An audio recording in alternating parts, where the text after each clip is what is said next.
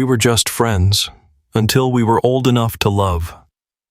They say time changes everything, that the past is just a memory, and what's gone can never return. But sometimes, the past finds its way back. When I saw Daniel again after nearly 50 years, the air in my lungs vanished. He was older, of course. Wrinkles where there was once smooth skin. Gray where there was once deep chestnut hair. But his eyes were the same. 50 years. A lifetime. We had been boys, running barefoot through golden fields, whispering secrets under the shade of old oak trees, laughing in the kind of way that only exists when you don't yet understand what you're losing. And then life pulled us apart. We had wives, families, responsibilities, but never each other. Until now. Now, we were old men, standing face to face with something we never dared to name when we were young. And this time, we wouldn't let it slip away. Before we begin, make sure to subscribe to the channel, like this video, and turn on notifications. This helps us bring you more powerful stories like this. Now, let's step into a love story that waited a lifetime to be told. Time has a way of slipping through your fingers when you're not paying attention. One moment, you're a child, running through fields, laughing until your stomach hurts. And then, in the blink of an eye, you're an old man, looking back at a life that happened to you rather than one you truly chose. I had stopped thinking about the past a long time ago, or at least that's what I told myself. But when I saw Daniel standing at the entrance of the cafe, the weight of all those years crashed down on me at once. His hair, once deep brown, was now streaked with silver.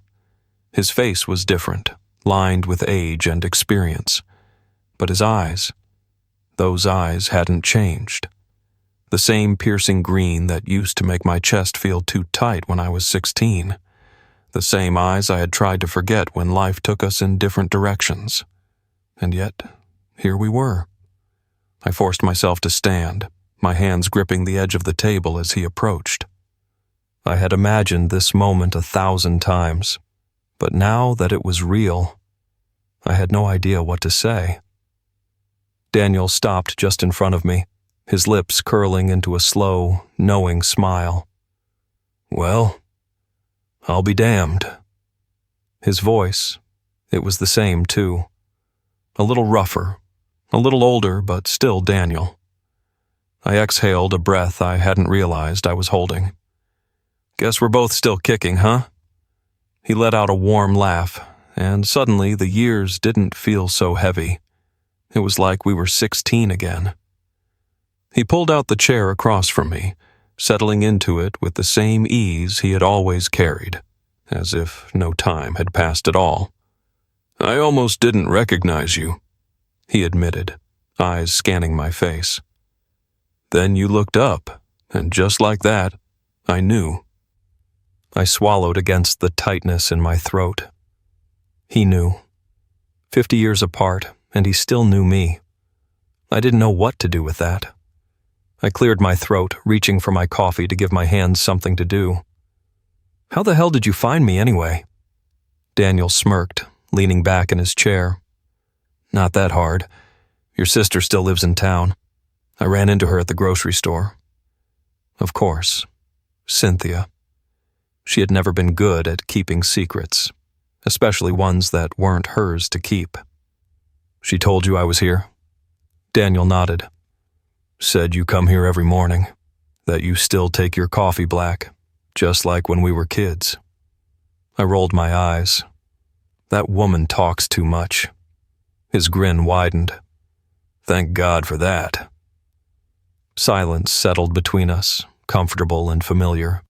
And then, after a long pause, Daniel leaned forward, folding his hands on the table.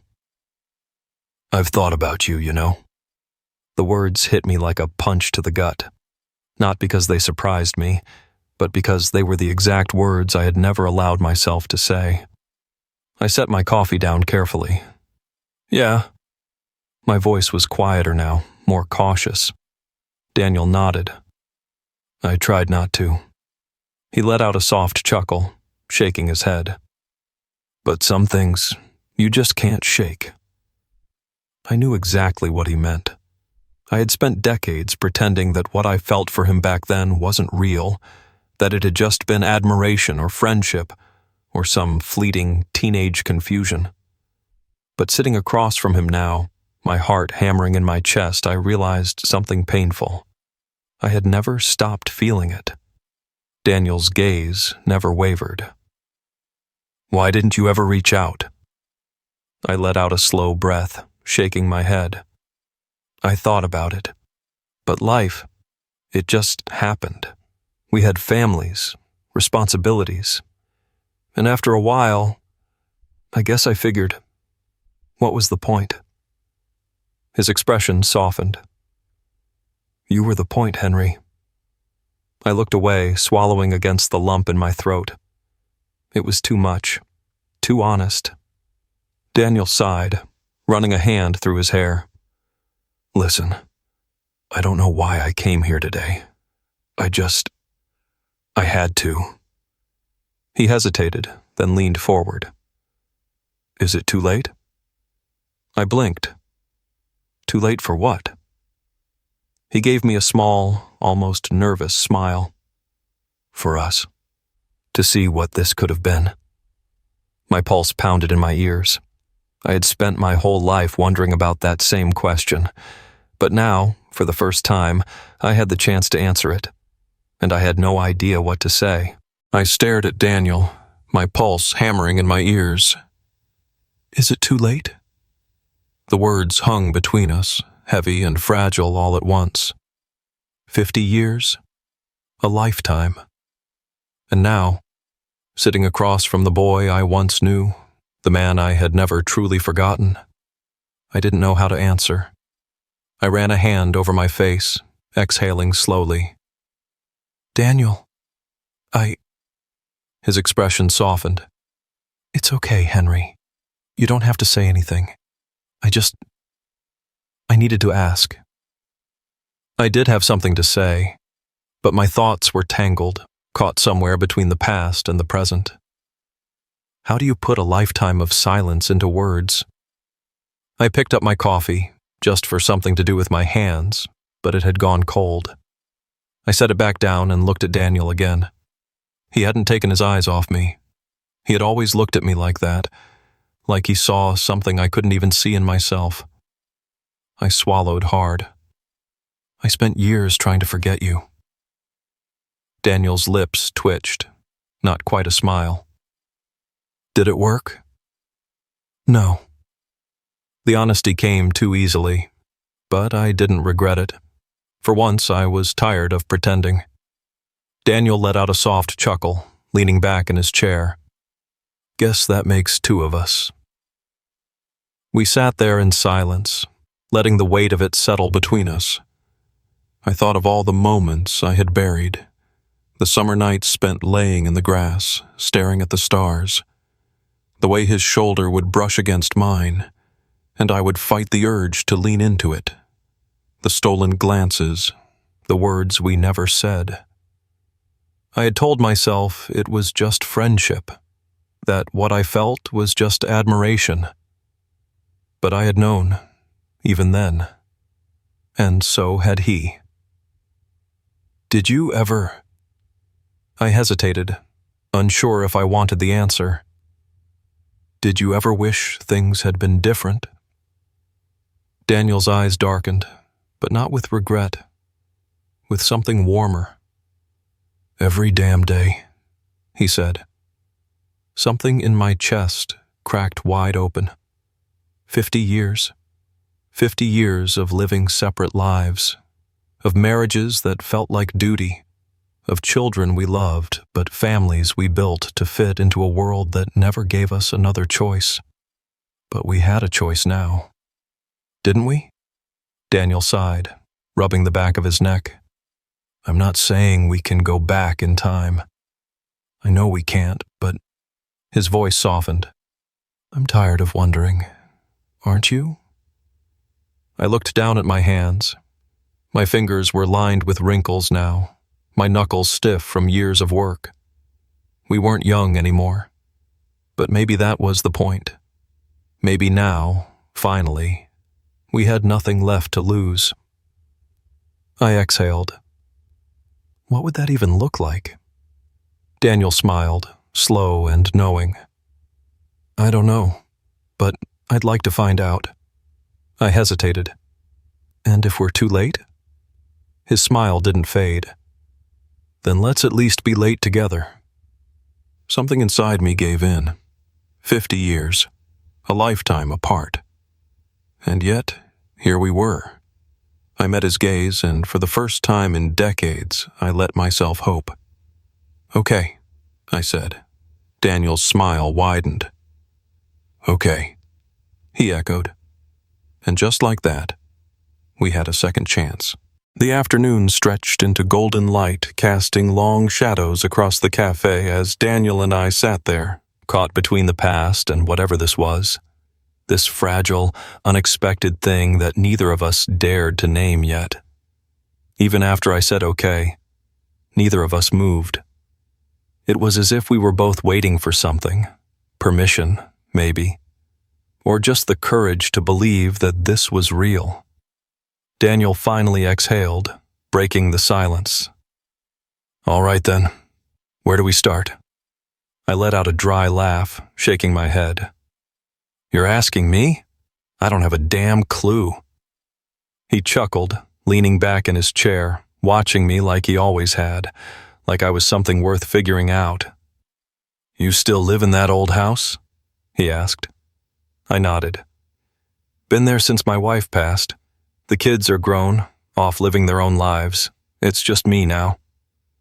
Daniel hummed, nodding. Same here. Retired. The house gets too damn quiet sometimes. I studied him. Is that why you came back? He was silent for a moment, then looked out the window, watching people pass by on the street. At first, I told myself I was just visiting, that I wanted to see the old places again, walk the streets we used to run through as kids. He let out a soft breath. But then I found out you were still here, and suddenly, I wasn't so sure anymore. A lump formed in my throat. He turned back to me, a slow, tired smile on his face. I think I was looking for you, Henry. 50 years of silence, and yet, here we were.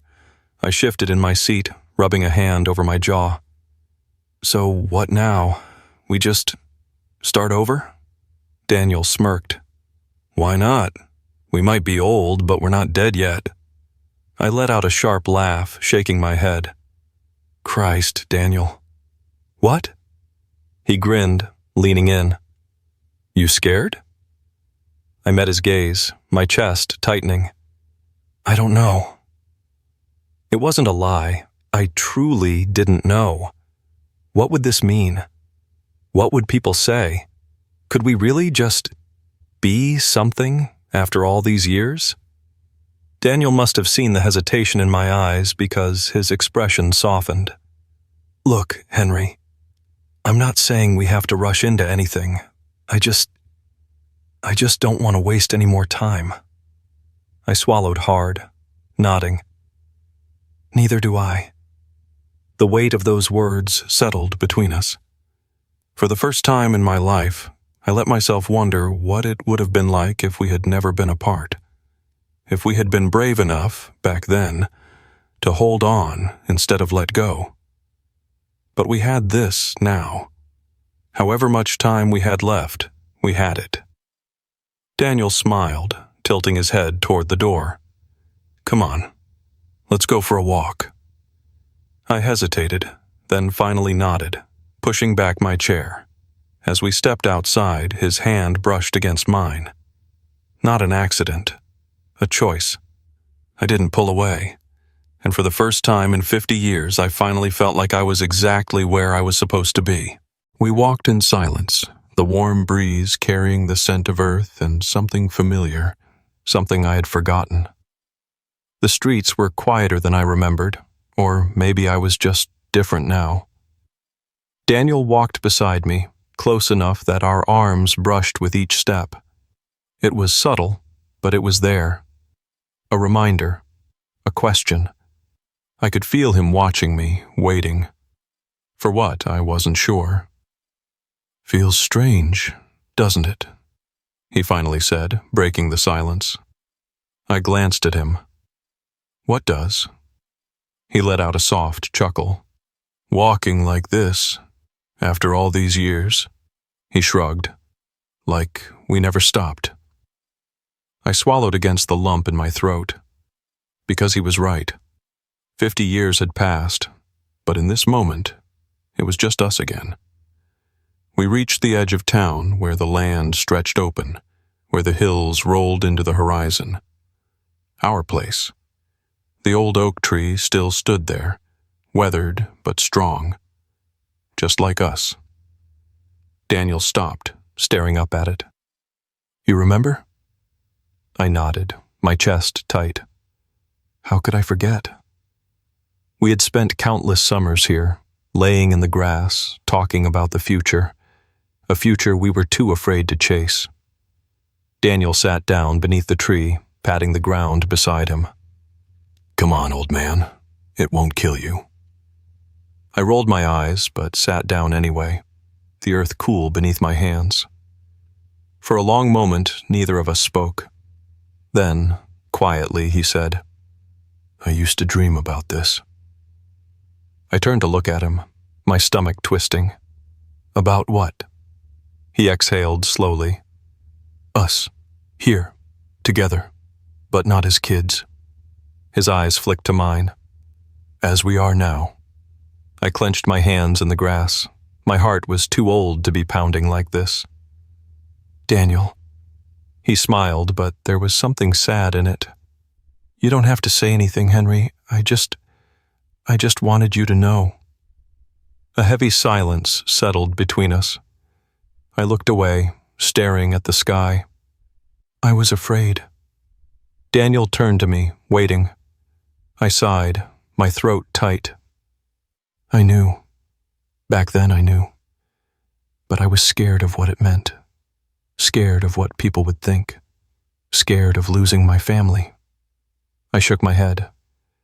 "So, I buried it. Buried you."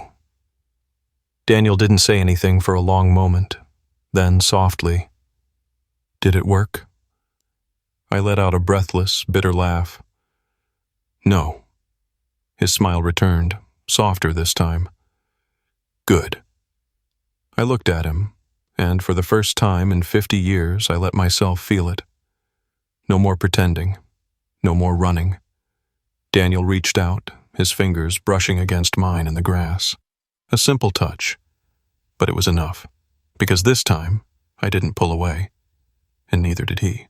Daniel's fingers remained against mine, warm and steady. Neither of us moved. Neither of us needed to. A lifetime had passed between us, but in this moment, time didn't matter. I turned my hand, just slightly, just enough for my fingers to lace through his. A choice. A promise. He exhaled softly, squeezing my hand. "Took you long enough." I let out a breathless chuckle, shaking my head. 50 years isn't that long. Daniel laughed, leaning back against the tree, looking up at the sky. "Guess that means we've got plenty of time left." I squeezed his hand back. Maybe we did. Maybe, after all this time, we had finally found our way home. We stayed there under the oak tree, hand in hand, until the stars blinked into the sky. For the first time in my life, I wasn't afraid. Daniel turned to me, his voice quiet, steady. "You regret it?" I looked at him, shaking my head. "No," I said. "Not anymore." His smile was slow, warm, the kind of smile you give someone when you know you'll never let them go again. And just like that, the past didn't matter anymore, because the future was ours, together, for as long as we had left. This story is more than just a tale of two old friends reconnecting. It's a love story that defies time, regret, and fear. It carries a deep emotional weight, touching on themes of longing, lost chances, and the courage to embrace love, no matter how late in life it comes. From the moment Henry and Daniel reunite, we can feel the years that have been lost between them. They are two men who spent their lives apart, living within the expectations of the world, making choices that were safe, but not necessarily true to who they were. Henry especially represents the internal battle of so many LGBTQ+ people from past generations who were forced to bury their feelings, afraid of the consequences. He lived an entire life with that weight on his shoulders, convincing himself that moving on was the only option. But when Daniel walks back into his life, the past demands to be acknowledged. Daniel's question, "Is it too late?" isn't just about them as individuals. It's about whether love, no matter how long it's been denied, can still have a chance. One of the most powerful elements of this story is the quiet intimacy between Henry and Daniel. It's not filled with grand declarations or dramatic confrontations. Instead, the emotions simmer beneath the surface. A touch, a glance, a moment of silence that says more than words ever could. The hesitation, the way Henry struggles to admit his feelings, and the way Daniel patiently waits for him to come to terms with it, it's all deeply human. The tension isn't just about love, it's about overcoming decades of conditioning and fear. When Henry finally reaches for Daniel's hand, it's not just an act of affection, it's a breaking of chains. It's him letting go of fear, of regret, and finally accepting that this love was never wrong. This story is, at its heart, about hope. So many people believe that love has an expiration date, that if you don't find it when you're young, it's over. That if you make mistakes, if you let someone go, you'll never get another chance. But Henry and Daniel prove that love doesn't follow rules. It doesn't care how much time has passed. It doesn't care about wrinkles or gray hair or lost years. When love is real, it waits. Their story is proof that happiness is still possible, no matter how late it comes. That there is always a chance to reclaim what was lost, if we are brave enough to take it. The ending isn't loud. It doesn't need to be. Henry and Daniel don't rush into anything. They don't try to make up for lost time all at once. They just sit together under the oak tree where it all began and choose each other. And that choice, after so many years of silence, fear, and doubt, is more powerful than anything else. Because in the end, they aren't looking back anymore. They're looking forward, together. This story is for anyone who has ever wondered, what if? For anyone who has ever believed it was too late. It's a reminder that love doesn't have a deadline. That even after years of separation, even after lifetimes of regret, we can still choose happiness. And that sometimes, love isn't about finding something new. It's about coming home.